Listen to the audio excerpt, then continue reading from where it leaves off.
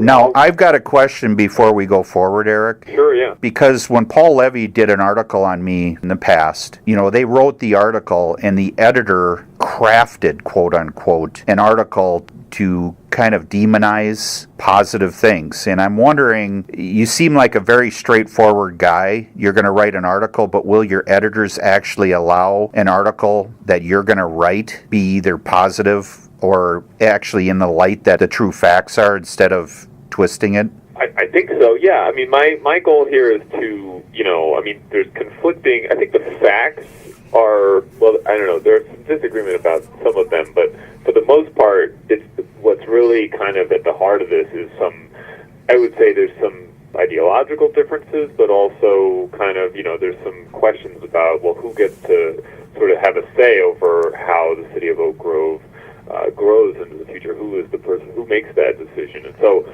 from my perspective, my goal is to lay out kind of like the two sides to this argument, and, the Met Council has its reasons for doing things, but also the city feels very strongly about kind of its position. And so I'm not really here to say one is better than the other. No, I'm not asking you to do that. Kind of guy. That's my goal with these types of things is I don't want someone to read the paper and feel like, they were blindsided by something, that's really not. Well, yeah, absolutely. And it doesn't make anybody else good, Right. And, one of the reasons I say that is because during I met you at the first time I testified, and then I did 4 more committee hearings where I testified on 3 different bills there. And it's obvious that this organization, the Met Council, is not a government bureaucracy. They made that clear. And we're saying that we are the elected officials, and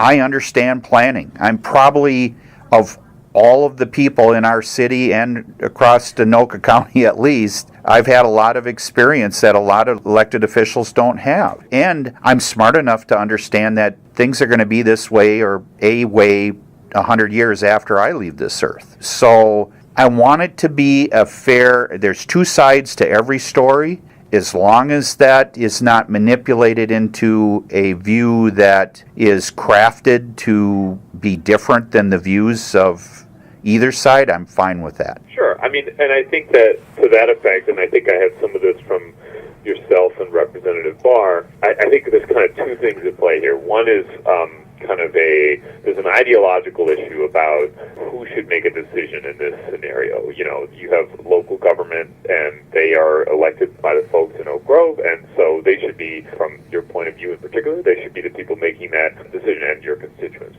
view, I'm sure, as well. The other factor here that, maybe you want to respond to, and I don't know if we already talked about this, but the Met Council would say, well, we have, as we plan for a region, we have a goal to keep areas that are beyond the urbanized area on the kind of more rural fringe, to keep them rural until they're ready to have that urbanized growth as the Twin Cities grows. And I guess maybe that's something we haven't really waded into, but from kind of a regional planning perspective, do you feel like that argument that they make has value? Or, because again, I understand the ideological argument that that shouldn't be their decision to tell the city how to grow, but they also have this broader thing that they're talking about how the Twin Cities grows. I can go into 5 different topics on that one question itself. First of all, let's decide, do things change from 1996 to 2017? Obviously, growth patterns have changed, where money is spent, where growth in certain areas, in certain communities, bad decisions and planning. In 2006, for example, the East Bethel fiasco, the sewer system and water system, all of those decisions that were made, obviously, every single year we have to live today and we have to plan for the future. I'm not against planning for the future. The thing that I am against is when I see planning by a hand-picked, appointed group that are not our representatives to the Met Council, but they're representatives from the Met Council to us. When we follow the process and say we're against their plans or we don't believe their plans are in line with planning that is reasonable, then we objected to that through their process that's set up. But there's a legislative block in line right now, 473.857. Right, yeah. That block is there, and that block, it's really funny, Eric, because let me tell you, when they send out their system statement, their Thrive 2040 plan is different than the 2030 plan, right? I mean, it's completely different. Right. But when we were forced to adopt what they wanted us to do in 2030, and now in 2040, they actually, in their own plan, there's no money, there's no engineering, there's no costing, there's no planning within the time that they have the right now to plan for, but yet they're holding us to a plan that's not a plan. They're forcing my residents different land planning use in an area that there's no projected growth within the plan that they're planning for. That's where I have to stand up and protect the rights of those landowners. And it's obvious that in the testifying that I did down at the Capitol, Eric, it's obvious that these people are untouchable. They're operating in a void of, they're not a bureaucracy, they're not a government agency, but they're this organization that has legislative authority, that has taxing ability, policing, land use control over cities. I mean, this organization has got to change. So that part I think is crystal clear. Right. Okay. That gets to kind of the heart of the kind of objections with them, in particular the structure. The one thing I would just ask is, let's imagine a world where, it was elected and it was whatever the fairer representation was on the council, but you still had a regional governance body that was trying to think of, well, we need to hold land rural at the edge because one day we need it. Okay, let's talk about that, Eric. Their summary in 2006 through 2008, when we were forced to adopt the 2030 plan, during 2006, Oak Grove was at a limit of total number of homes that we could put in our community. Did you know that? No,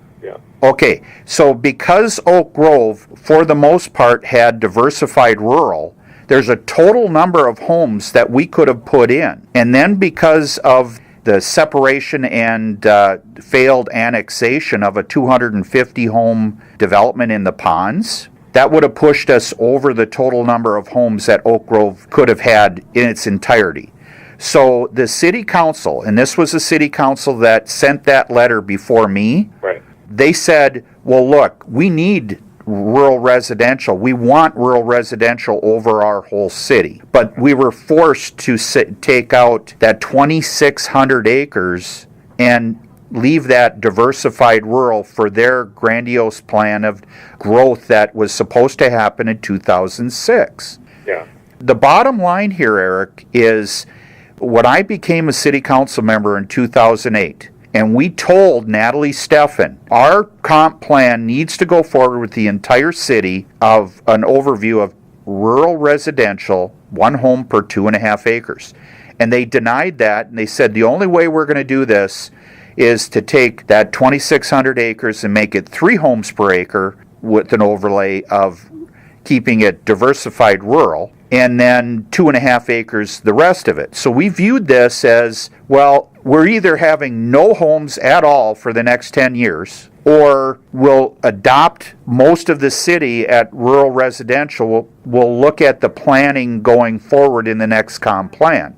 So now we're at the next comp plan, and none of the growth projections that were mandated in 2030 or 2040 happened. And that's where we differ, is unfortunately I'm an elected official and I have to go to my residents and say I was either wrong or I was right. Right. Saying that there was a point where you couldn't add new homes? Absolutely. Yeah, there was a undeveloped land now that is under the rural residential category that you could put new homes on, right? Now we can, yeah.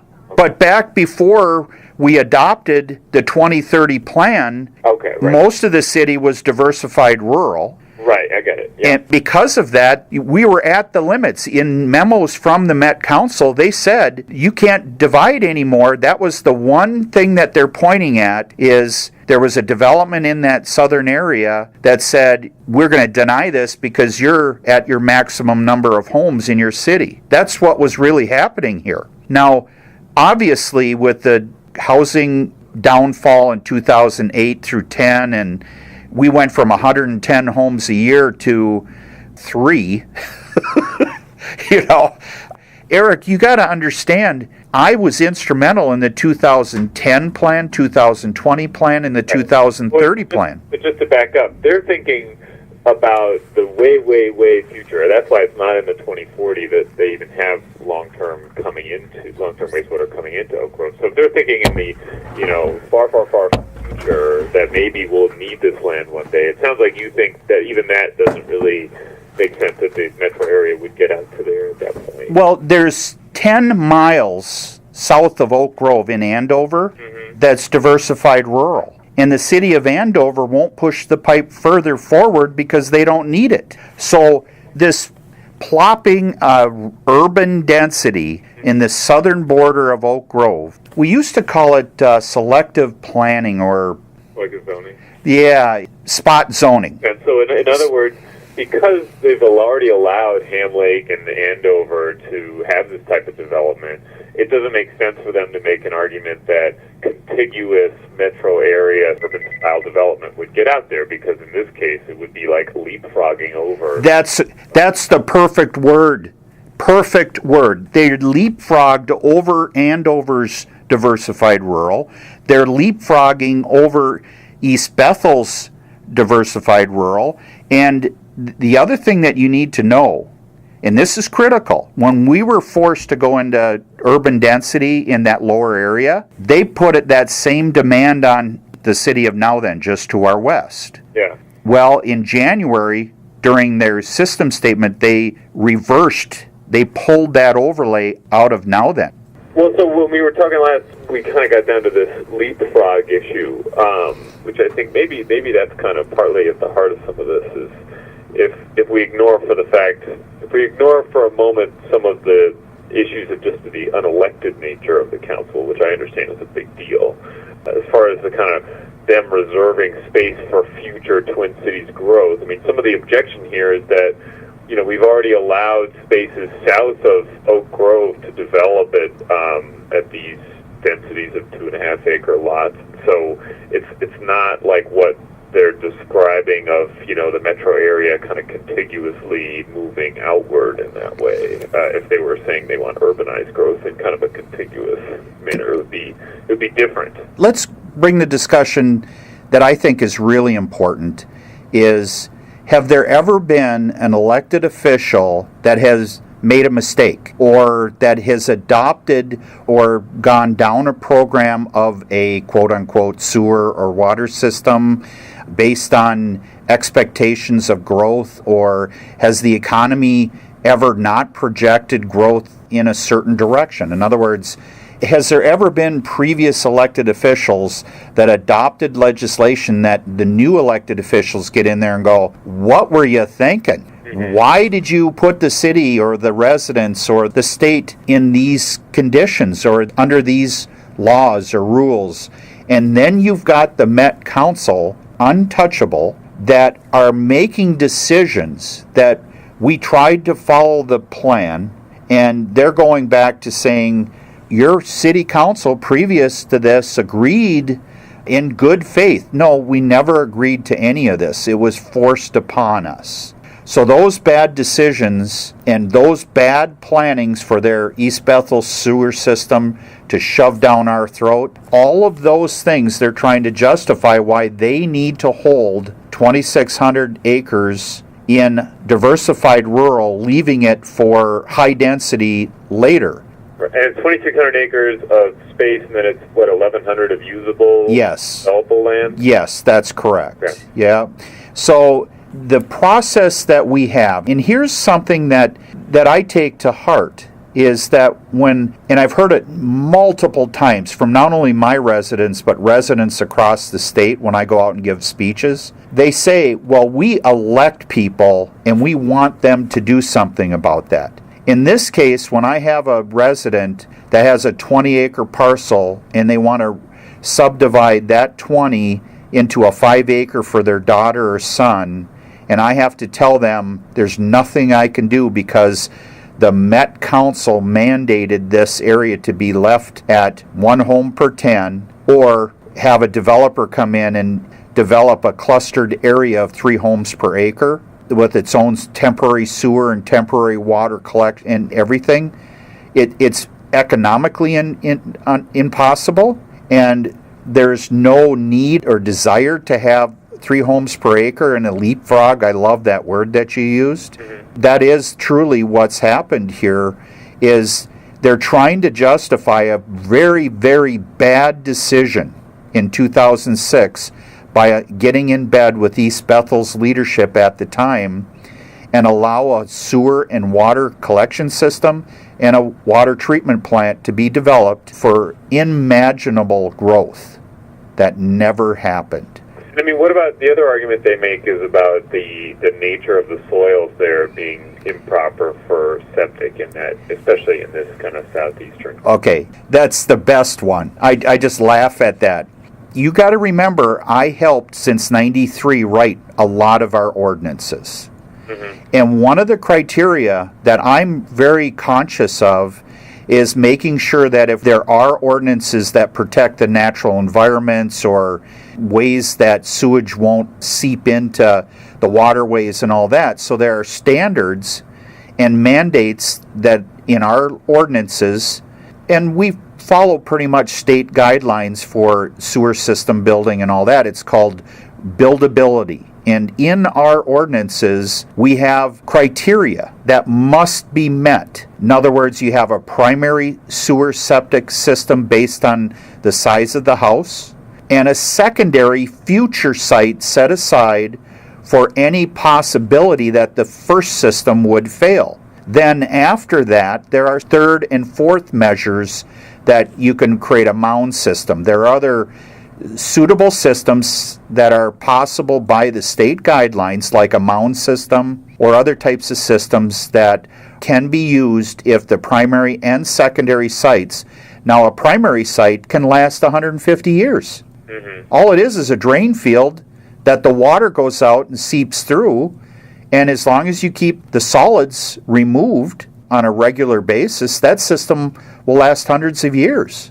But they seem to feel like the soil in this area was particularly, either the soil or the depth, I forget which. No, there's a thing called mottled soils, which is a layer of iron that shows where what's called high water table could have been within the last millennium or 2,000 years. And our requirement for buildability is a certain distance away from that mottled soil, along with the primary and secondary site that meets minimum guidelines set forth by state guidelines for a sewer system. So we protect the landowners, that we make sure that if it's considered a quote-unquote buildable home site, that it meets those minimum guidelines for years and years and way beyond the life that I'm going to be spending on this earth, to be a valid sewer septic system for that homeowner. Right. So this is helpful. I mean, I guess I would say, I think there's other people who watch this situation who are kind of there's like the anti-sprawl community who feel like the type of development we're talking about here, and I'm just putting this out there just so you know that I'm talking to these people, so it's not some like out of left field, but these people feel like the type of development we're talking about here of 2.5 acre lots kind of edging closer to the metro area is the type of development that the Met Council was really made. 2.5 acre lots on septic was the type of development that the Met Council was created to discourage, but that they didn't really do that in large part in this area, and this is kind of like this last spot of that. From their perspective, it's a problematic type of development, and I'm just letting you know because that is out there. Oh, no. You know what's funny, Eric? Again, I have to go back to my history of being involved. I've heard regional planners and these people that are creating, you want to eliminate the roads, that you don't want to take care of the roads that allow people to travel from a bedroom community into the city where everything happens. You want to minimize that. You want to keep the development down. That's one of the things that I've heard since the early 90s to mid 90s, it was a great push about keeping people from growing out in the outer ring suburbs. And unfortunately, a lot of people want to live in bedroom communities where they have some space. They have the ability to live in an area that, they're not right on top of their next door neighbors looking at what their neighbors are grilling on their deck. Right. The sad thing is that I don't think they should be engineering lifestyles. Mm-hmm. I understand regional planning is important for short-term and long-term planning.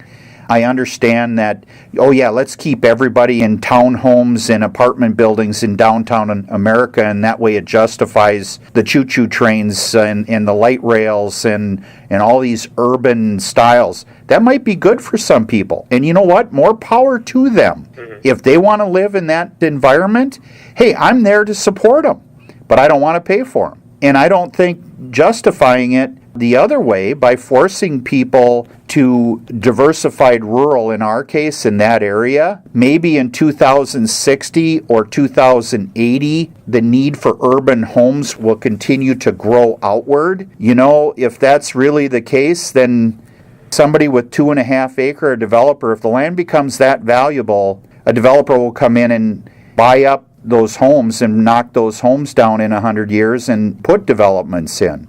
Look at Blaine over on Radisson Road. That's a really good example where 2.5 acre, 5 acre, 10 acre parcels, and a developer came in there and bought up all of the property and knocked down some homes, made a housing development around others, and created a golf course and townhome community on the north and south side of 242 in Blaine, just east of Highway 65. Yeah, right.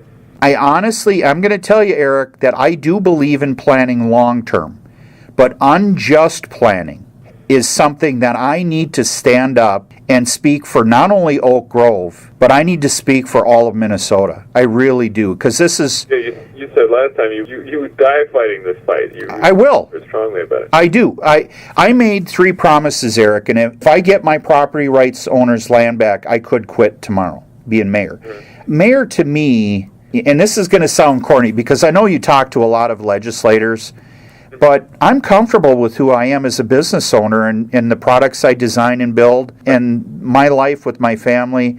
I'm in being mayor to do a job, and I'm using my skills to defend the rights of my residents against unjust planning and taking of their property rights. Previous city council members did an unjust and being forced into the 2030 comp plan by Natalie Steffen and the Met Council back then. We were forced into that. We had no choice. And to be honest with you, at the time, I did vote for it the second time. I don't know if you know that or not, but the first time the vote came for the 2030 comp plan, it failed. I voted against it, so did most people. But then our attorney said, you've got one choice. State legislation says you must adopt a comprehensive plan that is approved by the Met Council. So how does that give us any freedom? It's a no-win situation. Right. So why are we even wasting our time on this comp plan? If they have that authority, why not let them write the comp plan if we're forced to adopt it? Well, and this gets to it gets to a larger issue, which is that for a long time, and this is a little in the weeds, I guess, but for a long time, you guys were diversified rural, as were all the other kind of communities around you, or most of them. But it was clear over time that the communities weren't really developing that way. And so the Met Council in the 80s and whatnot, things were allowed to happen over time that gradually just changed the nature of what housing was in these communities, and so now they're kind of, I suppose you could say, they were trying to put the toothpaste back in the, whatever you call it. Yeah, the tube. The tube. You're very observant, Eric, because, again, I go back to my history. Over the last 20 years, the development patterns of taking diversified rural, 1 home in 10, and changing that classification for development to rural residential. It can be as low, by the way, as 1 acre, 1 home per 1 acre. So, yeah. And we said, you know what, that's too dense for our bedroom community. We don't want 1 home per 1 acre. And most people in a survey back in the 2030 comp plan, we asked that question. What is the smallest lot that you believe fits our community? And majority of people, 90% of that survey came back 1 home per 2.5 acre. And we adopted that. And do people do stuff on these 2 acres? I mean, is it just kind of open land, or do people, have, I don't even know what it would be, but in a development, when you subdivide a 40 or an 80 or 100 or 300 acre, if a developer comes in and creates a development, it's actually 2 acres plus about a half acre per road easement. So you get even number of, so it's really a 2 acre parcel. They can have a horse, they can have animals if they want. I mean, do people? Oh yeah. Just curious what the norm is. Oh yeah. It's a mix. Our community is truly a bedroom community. We're 8,300 people, I think. A little bit of industrial, a little bit of commercial. But for the most part, it's a bedroom communities of, like, I'm sitting on 20 acres right across from a golf course, the Refuge Golf Course. You have 20 acres yourself. I have 20 acres myself, okay. Yeah, but I'm not in this area of high density. Right. So people go, well, you must be in this, it must be benefiting you. No, I can take my 20 acre right now and subdivide it to 2.5 acres per lot if I wanted to. It's part of the issue that, like in the southeast corner and other areas, that there were a lot of people maybe who were using this as farmland back in the day, but, the nature of farming has changed so that, people don't, like I'm talking to Dory, for example, she used to, I guess the family she married into used to use this as farmland, but now she can't really make that work anymore. Yeah, there are still farmers out there. There are still people that use it for hay and corn and soybeans and stuff like that. The farmers, though, after they start getting up there and maybe their kids need money for college or maybe they just are going to retire, that's their nest egg. These farmers, that's their retirement fund, is their land. And holding this land in that lower area to a 1 home per 10 subdivision will never happen. It's not economical for a developer to subdivide 300 acres into 30 lots. And economical meaning what? Well, number one, they can't justify a development. They can get more money out of a development at 2.5 acres. So the land prices are worth more at 1 home per 2.5 acres versus 1 home per 10 acres. Even though the price per lot is higher, it's still, you can't get the same number of homes, and thus in a subdivision, obviously a developer's looking at it, the more homes I can push in there, the more money I can make. Right. But there's a balance. Sure. I live on 20 acres right across from the Refuge Golf Course and on a natural environment lake where there's geese and swan. I like my privacy. I like the ability to be able to drive a dirt bike or a four-wheeler on my property without getting arrested. Mm-hmm. Right. And, And as far as Oak Grove is concerned, when I look at the map, I just see the designation. I don't see what's actually been developed at, different densities. How developed is the city into, kind of more housing development type situation? It's an outer ring suburb. We have some areas around 2 golf courses. There's the Ponds Golf Course on the north end of our city. That was during the late 90s. A developer came in there during our comp plan rewrite and tried to annex and separate their property during that golf course and put 900 homes in that area. And I was on the planning commission. Their own septic or something? Or they have their own community treatment or something? Yes. Yep. Yeah. That's exactly right. They said they could provide services that Oak Grove couldn't. They wanted to divide that area, 350 acres, and then annex it to St. Francis because they could provide services Oak Grove didn't. We didn't want to lose that property, so we fought the separation and annexation and negotiated taking water from them, but put a collection system on the site and limited it to 245 homes. Okay. Okay, that's one area. Then we have the Refuge Golf Course that's on a 350-acre parcel, and that's on what's called a PUD, Planned Unit Development. And that is a higher density. It's about 1.5 acres per lot, but because there's a lot of open land of the golf course, Yeah. it's a combination of open space and housing neighborhood. Okay. One thing, just, so we have these bills in the legislature. Who knows what's going to happen? I mean, it sounds like maybe they might get a vote, and so, but, the governor, we'll see. Clearing the governor's desk might be a bigger issue. But say this doesn't work at the legislature. You were saying the other day that your plan, is it still the plan that you would submit a comp plan that is, the full rural residential for the full city then? I will die fighting this. I will not give up on those homeowners. Our residents deserve leadership. And this leadership, to me, means that we stand up for what's right. This is not right. This is bad planning. But am I right, though? Yes, we are going to submit a comp plan that has, no matter what happens, we will be submitting, and if we have to take it to the district court, we are going to do that. We would hope that they would recognize that planning beyond 2040 is not within the statutory rights of the Met Council, first of all. They can't, if it's not in their plan, how can they hold a city accountable to something that's outside of their plan?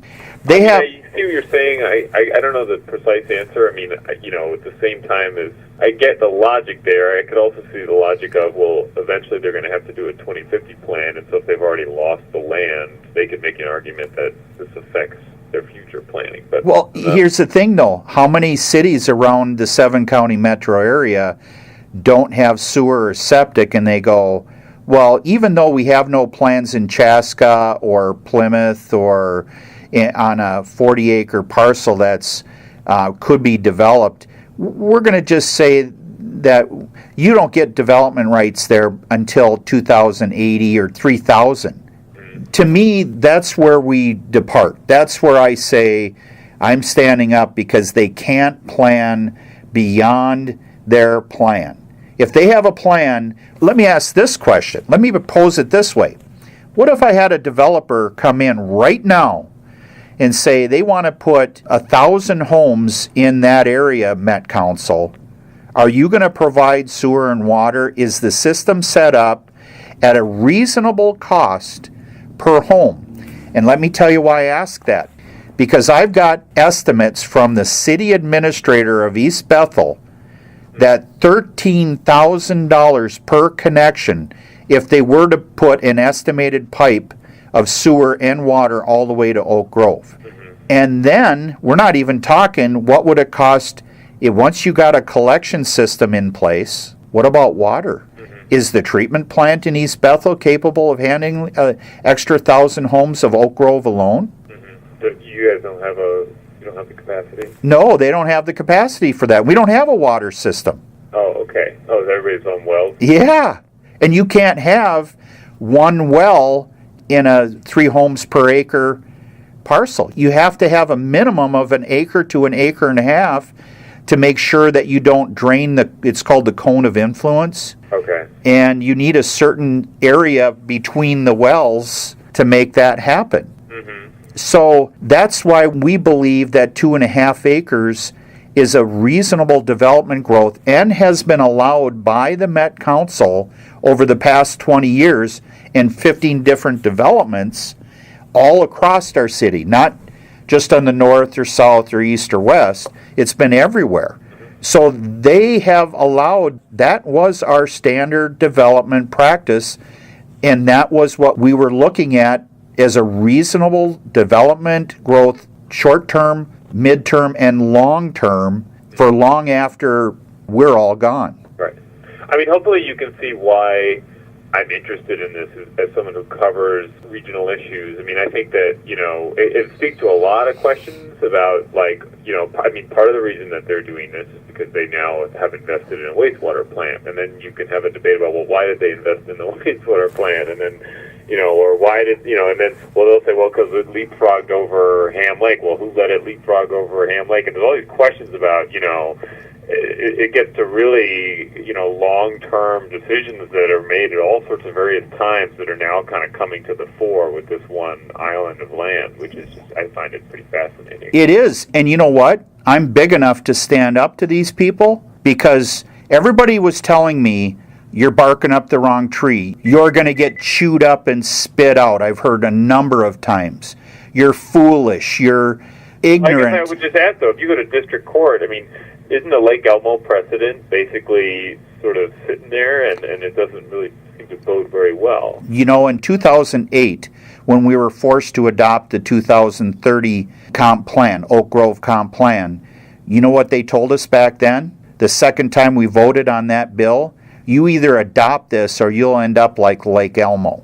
Right. And I said, you know what? We'll give them this one. If we're forced to, by legislation, by this unelected body, forced to adopt a plan that they have to approve, then let's wait and look at the development growth over the next 10 years. If we're forced into this, we'll give them this battle, but we're still fighting the war. Right. The Supreme Court opinion on Lake Elmo made it pretty clear about what the Met Council's powers are in this. Yeah, but the facts behind Lake Elmo are different. Right. They're completely different because Lake Elmo's circumstance was that the pipe is right there. Lake Elmo's city council agreed they would allow for growth if they had an on and off ramp with, off of the main corridor. What is that, 94 going through there? 94? I can't remember which road it is, but they have a freeway going right up to their doorstep. And they had development right on their doorstep. So the facts on the Lake Elmo are completely different with Oak Grove. They're using this. They don't want to admit that they're wrong, admit that they went into a relationship with the East Bethel system based on poor planning. They don't want to tell anybody and let us back out because they'll use us as a poster child for then other cities will say, well, look at Oak Grove. Oak Grove was allowed to get out of this. Why can't I? Oh, I think that's totally true. If you win this case, it does, depending on how it all goes, it could very well undermine kind of the way that they operate on a much larger scale. You should have been there. I testified 4 more times after I met you on 3 different bills. Mm-hmm. One was my bill, the 1117, one was 628, the overhaul bill, which they adopted, then they amended that overhaul bill to include 628. Okay. I was there for 4 more times last Tuesday. I was there at 8 in the morning, and I didn't leave until 9 that night. Wow. That's how committed I am to this. Do you think I need time away from my business? No. I need this like a hole in the head.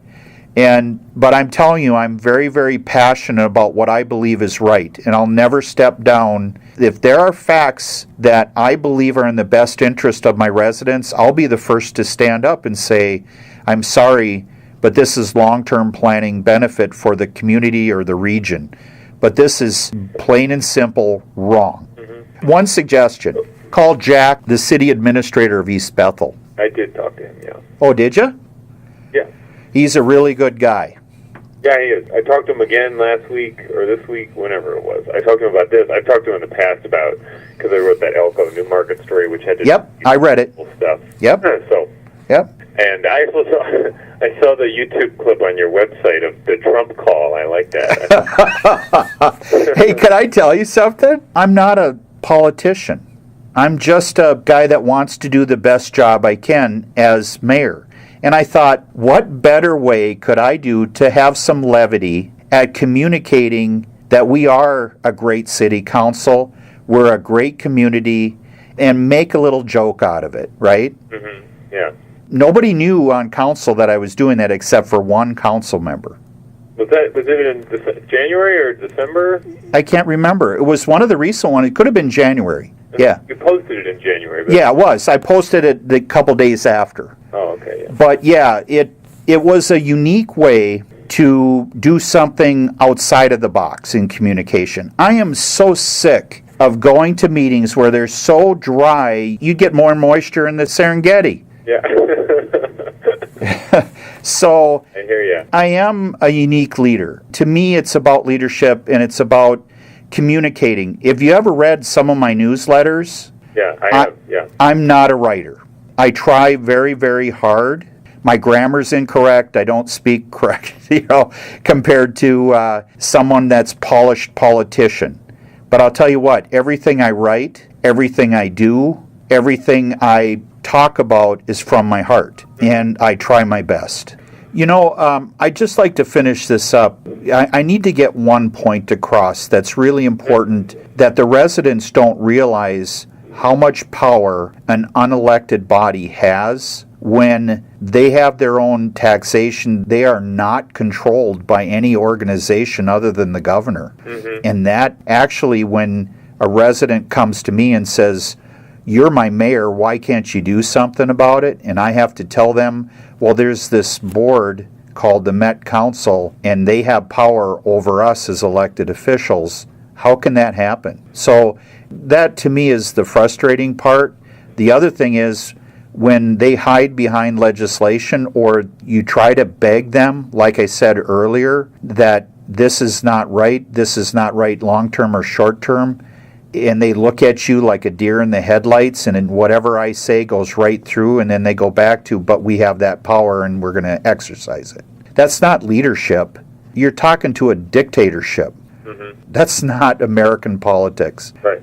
And then again, that gets to some of the more well-worn territory where I spoke to Representative Barr and I was at the hearing, and that's the kind of stuff where I think I have a firmer grip than some of the stuff that you've helped me through today on the specifics of Oak Grove and, this piece of land and septic here, all that kind of stuff. So but yeah, the larger question about kind of the nature of this agency and, the fact that they're unelected and what have you, I'm going to reflect that. It's just the reason I'm not asking a ton of questions about it is because I very much understand your point of view on it. Well, the reason I bring it up again is because my eyes were open at the last two hearings when I heard the side of the Met Council representative, how clear they were to say, we are not a government agency. We have our own authority, and we don't need elected officials, local control, to dictate to them because they know best for the regional growth.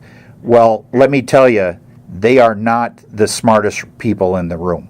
They may have smart people, but we are the elected. We are the local control, and that local control should come back. Yeah. That's my point, I guess. No, I get it. Okay. Well, Mark, I appreciate it. I hope I was helpful. Yeah, no, definitely. It's very helpful.